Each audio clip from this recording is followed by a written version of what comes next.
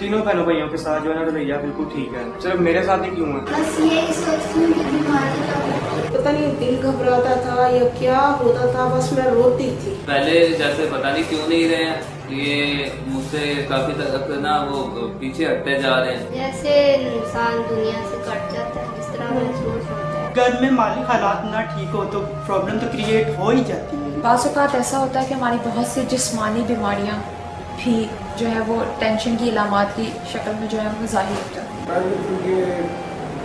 बहुत ही ज़्यादा खतरनाक थी, रोती भी थी रात को, बर्तन तोड़ देती थी। अच्छा, कोई बात ना माने वो मारती भी थी, अपनी माँ को बुलाया, हमें बहुत कम करती। चिड़िया उतरी जाए चढ़ी जाए धुप्पे लगी फिर दसी आखा एवं क्यों करनी, तो फिर उच्ची च रोला पाने बड़ा, फिर बोले कला बैठा गाला मिट्टी जाता जा हसी जाता।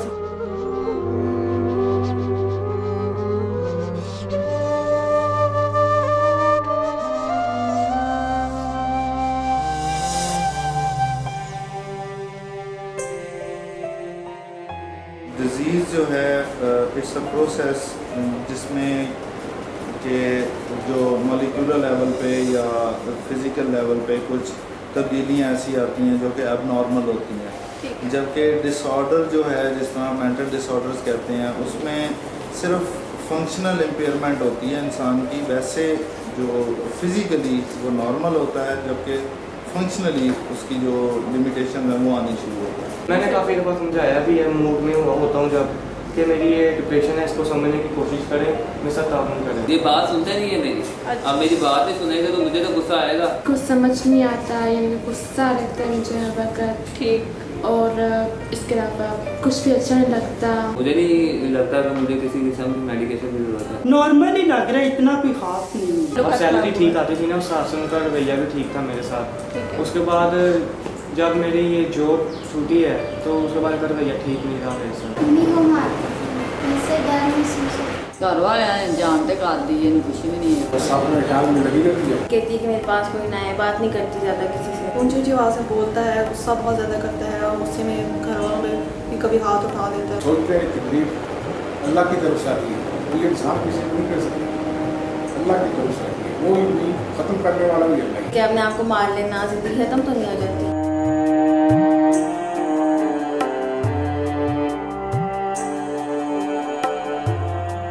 बेसिकली अ पर्सन लाइक अगर वो इंडस्ट्रियलिस्ट है, वो कहीं काम कर रहा है, डॉक्टर है, स्टूडेंट है, मियाँ है, बीवी है, माँ है, बाप है, औलाद है, उनके अपने अपने रोल्स चेंज हो जाते हैं बिकॉज वो अपने रोल में फिट नहीं रहते। उनको सुनना पड़ता है, उनको एक्सेप्टेंस नहीं मिलती। ये जीन्स होती हैं जो आपको विरासत में कोई चीज़ अगर मिले तो अगर किसी के विरासत में ही मेंटल इलनेस के चांसेस हैं तो उस बंदे में हो सकता है लाइकलीहुड ज़्यादा हो बीमार होने का। उसके बाद आपका जो फैमिली का इन्वायरमेंट है, अगर घर में हर वक्त लड़ाई झगड़ा, एक सपोर्टिव इन्वायरमेंट नहीं है जिसमें आप एक दूसरे को प्यार मोहब्बत और एक आसरा दे सकते हैं, तो उसमें भी चांसेस होते हैं कि आप मेंटली जो इल हो सकते हैं इस तरह के हालात में।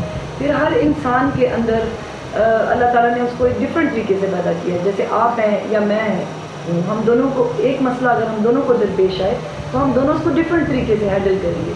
तो वो जो हमारा कोपिंग मैकेनिज़्म है उसके डिफरेंसेस की वजह से भी कई लोग नहीं कोप कर पाते, तो हो सकती है ज़हनी अमराज पैदा।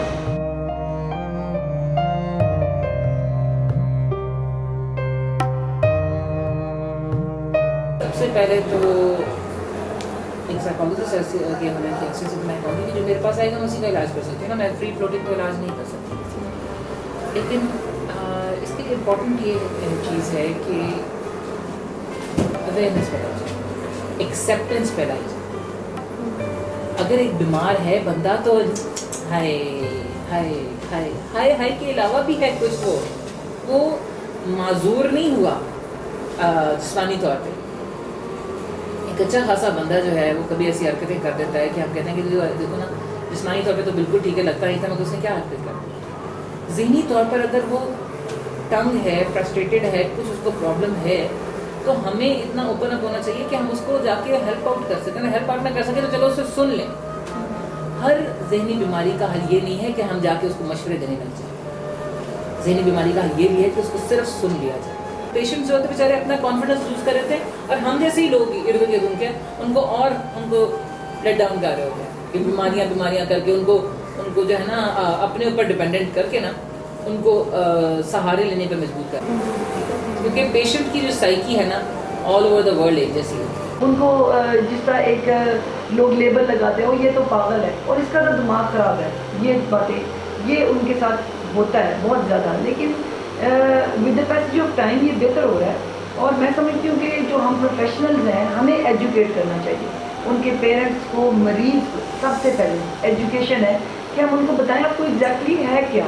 ये एक बीमारी है, जैसे शुगर है, ब्लड प्रेशर है, वो भी एक बीमारी है, उसमें किसी का कितना कसूर होता है। इसी तरह ज़हनी अमराज में भी इंसान का खुद कोई कसूर नहीं होता कि उसको ये मर्ज हो गया है। और हम जब उनको एजुकेट करेंगे तो वो समझेंगे कि उनको बीमारी है, तो फिर वो दवाई भी खाएंगे, कंप्लायंस भी होगी, और साथ हम उनको सपोर्ट भी करेंगे कि कोई बात नहीं, आपको ये मर्ज है, आप बेहतर भी हो सकते हैं, आप नॉर्मल ज़िंदगी गुजार सकते हैं। लेकिन हमारे लोगों को ये सोच तब्दील करनी पड़ेगी।